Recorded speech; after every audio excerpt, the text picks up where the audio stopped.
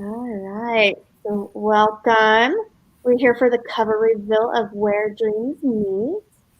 And as you can see, we've got a bunch of authors with us today. So if you guys want to introduce yourself, if you want to start, Jennifer. I'm Jennifer Moore. That's just introduce my name. You can say where you're from too. Oh, I'm from Utah, from Kaysville, Utah. Okay. I'm Carolyn Twede Frank. I used to be from Kaysville. I'm living in Layton right now, but we're moving to Malad, Idaho at the end of summer. So I'm Renee Waite Mackley, and we are currently in Honeyville, Utah, which is by Brigham City. Okay. So if you guys want to jump in the comments and say where you are from, we are going to give away 2 copies of Where Dreams Meet. And to enter to win, you just need to comment. So this is a good way to start, entering to win. Yeah. Such a beautiful cover too, guys. You should be very excited to see it. It is beautiful. yeah, I'm excited. And all the stories inside, as I read each of those of your books, I just love them all. I can just easily back every one of them. I think it's a great collection. So do I. I love them. Yeah. Proud to be part of it. Yes. Okay. So let's share a little bit about the stories. I'm going to pop up one of the, because it is an anthology. So they're short stories. It's not a full novel. But let me pop up one of the little lines. So, and then Jennifer, if you want So do you want me to read it? Okay, yep. Despite her family's betrayal of the crown, Susanna Partridge remains loyal to the king. But when she becomes embroiled in the treasonous activities of her charming neighbor, Eli Matthews, Susanna must determine where her allegiance truly lies. Awesome. So do you want to tell us a little bit about the inspiration behind your story? Yeah, I sent you a picture. Did you? It's Yeah. Benedict Arnold, and I was reading some things about George Washington and his spy ring, and it was so interesting. And I came across Benedict Arnold, and he is the worst villain. He's the worst. He did all sorts of things. He was like petty, and he didn't get promotions, and he was childish about it, and he was angry.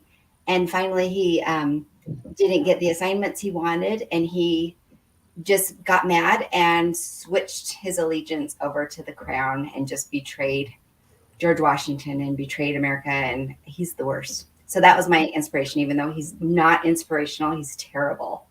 And I love Washington's spy ring. It was just fascinating learning about all the ways that they got. I mean, they didn't have any modern technology that we have, and they used really creative ways to get information, like the way that um, petticoats were hung on a clothesline. Just the different colors would give messages. There's all sorts of cool science things they did, but it was like old fashioned science. Like there was a way you could write on an egg and then kind of cook it over a candle, but it doesn't show anything. So you still have your regular hard boiled egg that's all white. So if anybody looked at it, they would just see a regular egg. But then when the person got, when you said, or like, here are these eggs, and the person could take them home and open it, and there could be a message written on the white part of the egg. Isn't that cool? Like burned it on there.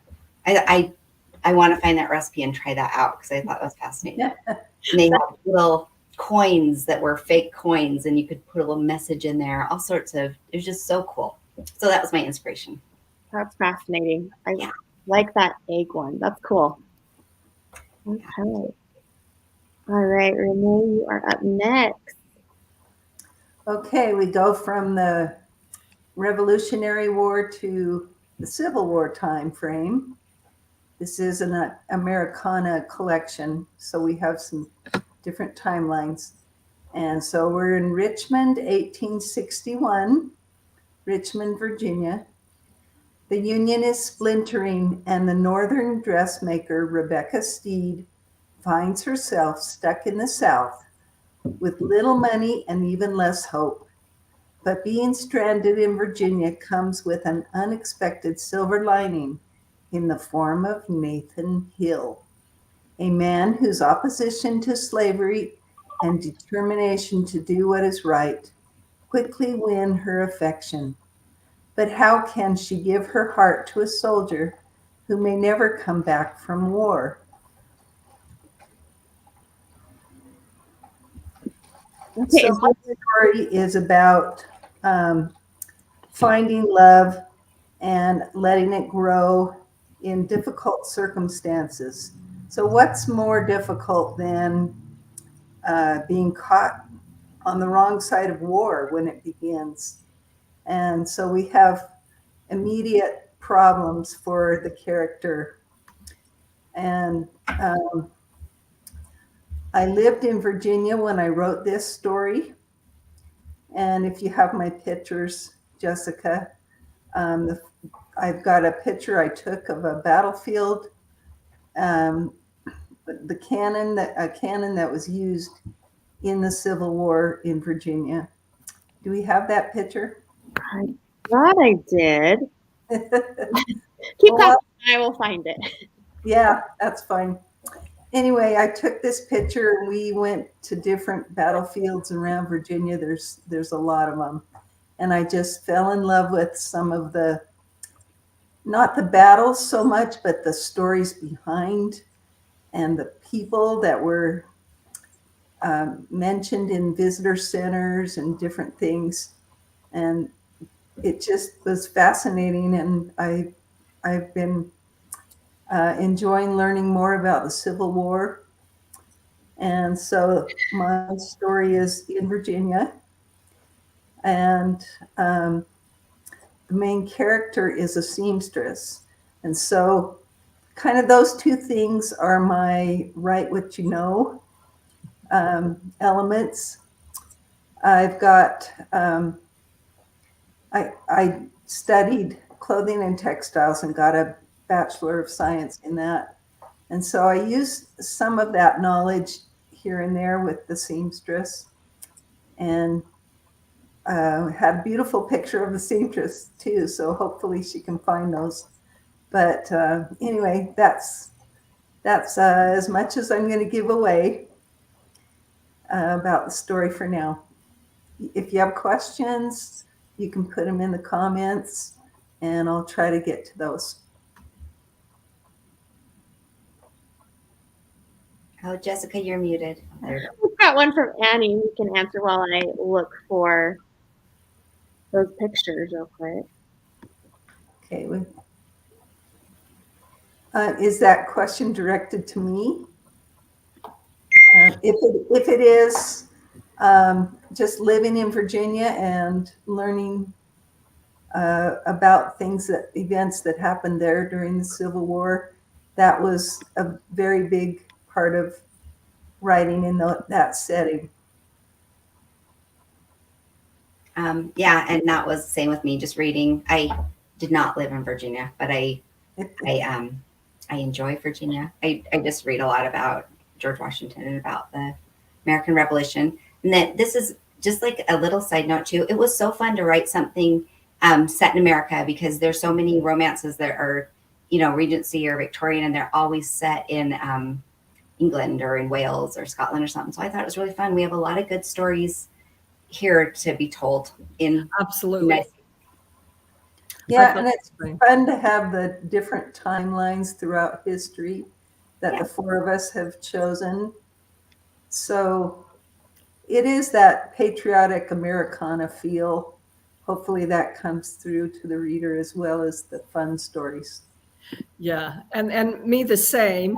And as if you show you at my picture, that was my motivation for writing this story. And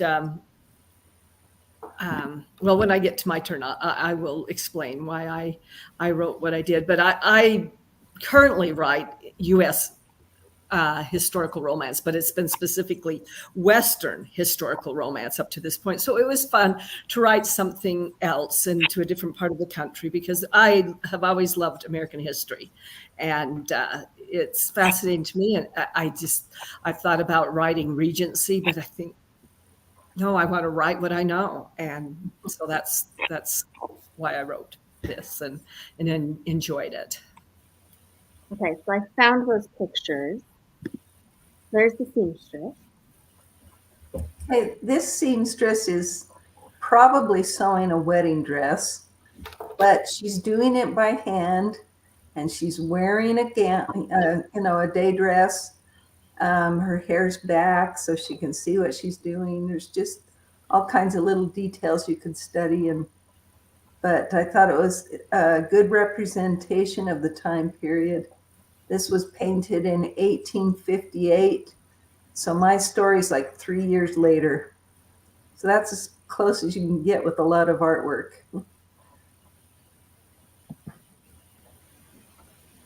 And there's the cannon. If I remember right, this one was taken at Fredericksburg or maybe Chancellorsville. But the cannons are similar in different places, and that's a real one used from the Civil War.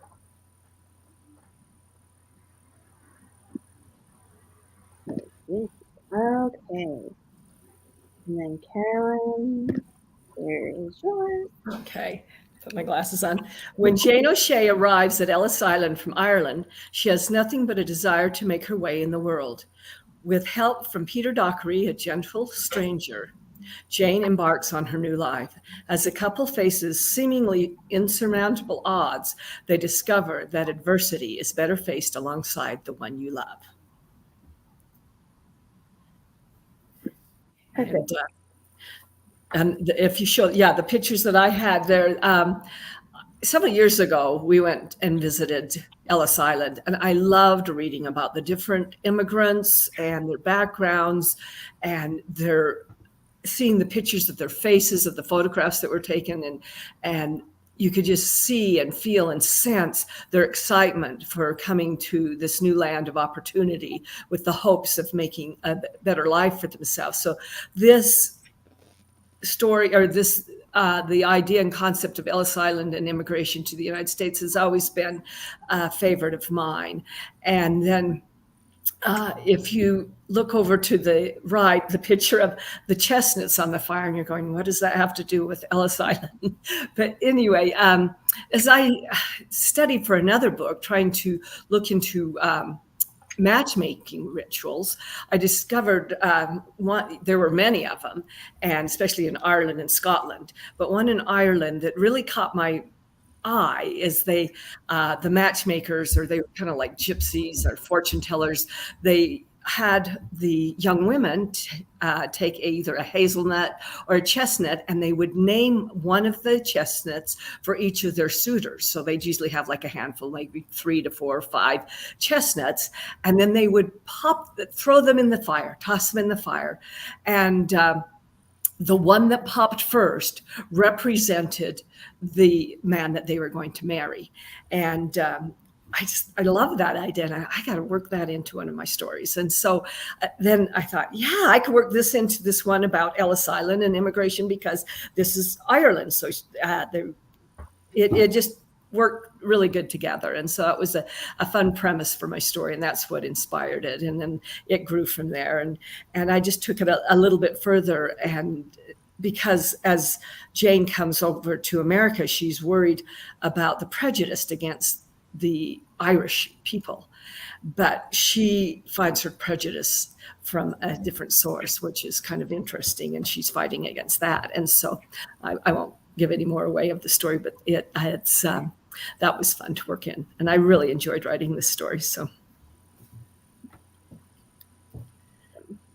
all of these stories just sound fabulous. I can't wait to read them.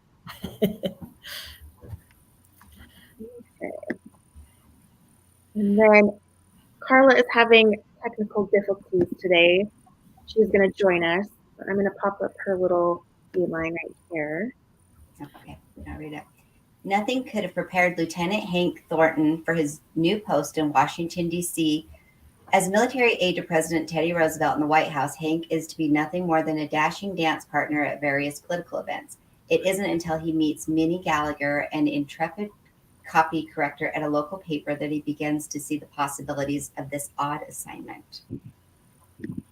So I've talked to Carla quite a bit about the story, just because it was fascinating and darling. and it's something I didn't know a lot about. It was Teddy Roosevelt's daughter Alice's wedding, and Alice, this is something that Carla told me, that she was just kind of a little bit of a wild daughter. She had a dad that wasn't very engaged in her upbringing. Her mother had died, and her mother-in-law on the same day, and he was mourning, and he didn't know how to connect with a daughter, so he kind of left her to be raised by, you know, nannies or relatives and things like that. And so she kind of acted out just like, you know, like a teenager or a young adult would now, you know, just to get her dad's attention. And he said, I guess his quote is not, I'm not going to quote it because I don't remember it exactly, but Carla had told me it, and it said, I can either run the country or I can